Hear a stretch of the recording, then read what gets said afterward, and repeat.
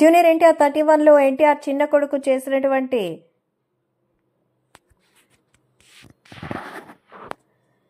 ఒక ప్రత్యేకమైన రోల్ గురించి తెలిసి అందరూ ఆశ్చర్యపోతున్నారు.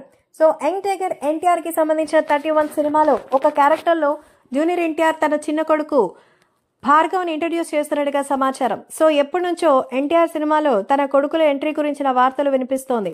ఇప్పటికే చాలా మంది ఎంట్రీ ఇచ్చారు. బాలయ్య కొడుకు మోక్షజ్ఞ చేశారు, అలాగే మహేష్ కొడుకు గౌతమ్, అలాగే కూతురు సితారా, ఇలా అందరూ సినిమా ఇండస్ట్రీలోకి సంబంధించిన వారసులు ఎంట్రీ ఇచ్చి సర్ప్రైజ్లు ఇస్తుంటే మన యంగ్ టైగర్ ఎన్టీఆర్ కొడుకులు భార్గవ్, అభయ్ మాత్రం ఎందుకు రాలేదు అంటే అభయ్కైతే మరి చాలా షై ఫీలింగ్, కానీ మన చిన్నోడు మాత్రం అలాంటోడు కాదట. సో ఎప్పుడెప్పుడు స్క్రీన్ మీదకు వద్దావా అని ఎదురు చూస్తున్నారు.